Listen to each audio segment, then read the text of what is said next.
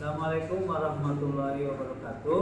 Pada kesempatan ini kita akan mendiskusikan satu tema penting dan menarik, yaitu tentang hak asasi manusia. Ya. Adapun harapan atau capaian setelah mendiskusikan tema ini, yaitu pertama kita memiliki pengetahuan ya tentang hak asasi manusia. Lalu berikutnya secara praktis kita dapat menjalankan ya, menghormati ya, hak asasi manusia masing-masing individu ya.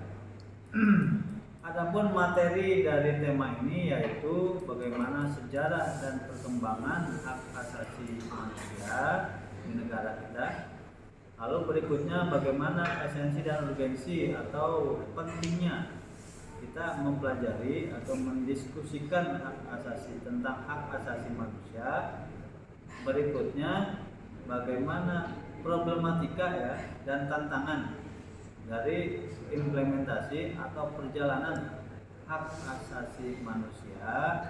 Yang terakhir bagaimana kita mendiskusikan kasus-kasus ya yang terjadi terkait dengan hak asasi manusia di negara kita ya. Baik, itu saja, mari kita mulai diskusi tentang tema hak asasi manusia. Assalamualaikum warahmatullahi wabarakatuh. Perkenalkan, kami dari kelompok 4 ingin mempresentasikan makalah kami yang berjudul Hak Asasi Manusia. Adapun kelompok kami yaitu Gilbert Lamsar Matua Brasa, Alicia Salma Putri, dan dengan saya Eka Jahraini Jelibu, dan dosen pengampunya yaitu dosen Ahmad Munawar Jaman SPD. Dan isi dari makalah kami ini ialah kata kunci pertanyaan, sejarah dan perkembangan, esensi dan urgensi pentingnya tema tersebut, dinamika dan tantangan atau problematika, serta peran pemerintah, masyarakat atau mahasiswa dan peran digital.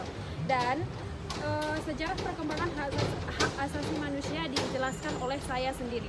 Dan dengan saya Eka Jahraini Jiliwu akan menjelaskan sejarah perkembangan hak asasi manusia. HAM berlangsung melalui berbagai fase dan dipengaruhi oleh peristiwa, pemikiran, dan dokumen penting yang membentuk konsep HAM seperti yang dikenal saat ini. Berikut adalah ringkasan perkembangannya.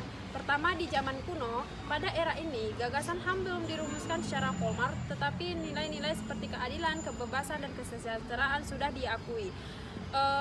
Kedua, zaman abad pertengahan. Pemikiran HAM pada masa ini dipengaruhi oleh agama dan filsafat. Contohnya, ajaran gereja dan filsafat Thomas Aquinas mengenalkan gagasan tentang hak alami yang berasal dari Tuhan.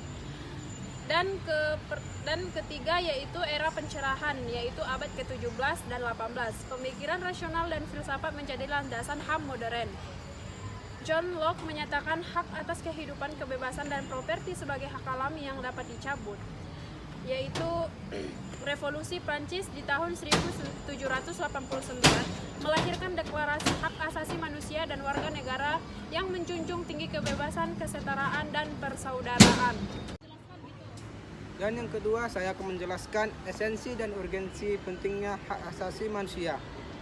Esensi HAM adalah hak mendasar yang dimiliki setiap individu sejak lahir, bersifat universal, tak terpisahkan, dan bertujuan melindungi martabat serta kebebasan manusia. Urgensi HAM. Yang pertama, melindungi martabat manusia dari diskriminasi dan penindasan. Yang kedua, menciptakan keadilan sosial dan kesetaraan. Yang ketiga, menjamin kebebasan individu dalam berpikir, beragama, dan berekspresi. Yang keempat, mencegah penyalahgunaan kekuasaan. Yang kelima, mendukung perdamaian dan stabilitas global. Kesimpulannya ialah HAM penting untuk menciptakan kehidupan yang adil, damai, dan berkeadaban, serta menjadi dasar hukum yang melindungi hak semua orang. Yang ketiga, saya akan menjelaskan tentang peran pemerintah, masyarakat atau mahasiswa untuk menegakkan HAM. Peran pemerintah yaitu menyusun dan menegakkan hukum. Yang kedua, menyediakan fasilitas layanan. Yang ketiga, meningkatkan kesadaran hak asasi manusia. Dan peran masyarakat meningkatkan kesadaran. Dua, mengawasi pemerintah. Ketiga, menjaga nilai toleransi. Keempat, mendukung korban pelanggaran HAM. Dan peran mahasiswa yaitu pertama, agen perubahan, mengodentifikasi isu-isu HAM melalui gerakan sosial, tulisan, dan demonstrasi damai. Kedua, penyebaran edukasi, mengedukasi masyarakat tentang pentingnya hak asasi manusia melalui seminar atau forum diskusi. Ketiga, pengawasan dan kritikus, mengawal kebijakan pemerintah yang terkait HAM melalui media atau kajian akademis. Dan keempat, pelopor solidaritas, membentuk komunitas atau organisasi yang fokus pada perlindungan hak asasi manusia dan membantu korban pelanggaran hak asasi manusia. Jadi kesimpulannya, pemerintah, masyarakat, dan mahasiswa memiliki peran saling melengkapi dalam menegakkan hak asasi manusia. Kolaborasi mereka penting untuk memastikan keadilan dan perlindungan hak bagi semua individu. Peran hak asasi manusia di era digital. Hak asasi manusia (HAM) di era digital berperan penting dalam yang pertama, perlindungan privasi, menjamin keamanan data pribadi dan penyalahgunaan. Kedua, kebebasan berpendapat, memastikan hak menyuarakan pendapat secara pertanggungjawaban di platform digital. Yang ketiga, akses setara, mengurangi kesenjangan digital agar semua orang dapat mengakses teknologi. Yang keempat, perlindungan dari diskriminasi, mencegah ujaran kebencian atau perilaku diskriminatif online. Yang kelima, hak atas pendidikan, memastikan akses ke pembelajaran melalui teknologi. Yang keenam, keamanan digital, melindungi individu dari ancaman siber seperti peretasan atau eksploitasi. Yang ketujuh, keadilan ekonomi digital, menjamin hak pekerja di sektor digital. Yang kedelapan, partisipasi publik, mendorong keterlibatan masyarakat dalam kebijakan digital. HAM memastikan teknologi mendukung kemanusiaan, bukan pelanggaran. Dari penjelasan kita tadi tentang peran masyarakat, mahasiswa, urgensi, esensi, dinamika, apakah ada yang kurang jelas atau ada yang mau ditanyakan? Pastinya aku akan bertanya ya, untuk yang pertanyaannya, yaitu yang pertama, mengapa hak manusia menjadi esensi penting dalam menjaga martabat individu, terutama di era modern?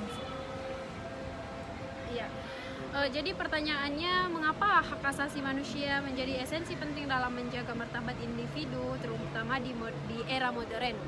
Saya akan menjawab, setahu saya, karena HAM menjaga martabat manusia, memastikan keadilan, kebebasan, dan kesetaraan, terutama dalam menghadapi tantangan global di era modern. Seperti itu. Jadi jawabannya, jadi HAM ini menjaga martabat manusia dan memastikan keadilan, seperti itu. Oke, ya, yang kedua aku mau nanya soal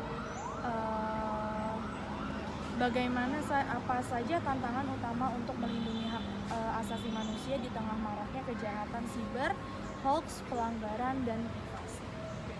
Saya akan menjawab, tantangan utamanya ya untuk melindungi hak itu, tantangan utamanya ialah meliputi pelanggaran privasi, kejujuran, privasi, ujaran kebencian ataupun kesenjangan digital dan kejahatan cyber, seperti itu tantangannya. Dan ada lagi yang mau ditanyakan? Ada. Untuk yang selanjutnya aku bakal nanya bagaimana peran pemerintah, masyarakat, dan mahasiswa menjamin keamanan, perlindungan, serta pemajuan era digital itu seperti apa? Oke. Berarti di sini peran pemerintah, masyarakat, dan mahasiswa ya. Jadi peran pemerintah untuk menegakkan HAM itu membuat regulasi ya. Masyarakat menjaga etika digital, dan mahasiswa menyuarakan serta mengembangkan inovasi yang mendukung HAM. Dan mungkin ada lagi yang mau ditanyakan atau apa? Saya yang terakhir bersedia aku menjawabnya. bakal nanya bagaimana sih digital dapat digunakan sebagai alat untuk memperkuat pelaksanaan dan di berbagai bidang kehidupan, itu seperti apa sih? Saya akan menjawabnya, teknologi digital ini dapat digunakan untuk menyebarkan informasi, mendukung advokasi HAM, inklusi sosial, dan pemberdayaan ekonomi. Tetapi harus diimbangi dengan regulasi yang kuat, seperti itu. Berarti sudah ngerti ya tentang HAM ini. Mengakhiri hasil presentasi kami, alangkah baiknya saya akan memberikan sedikit pantun. Pergi ke pasar membeli ketan, jangan lupa membeli ikan. Terima kasih atas perhatian. Semoga bermanfaat atas penjelasan. Terima kasih.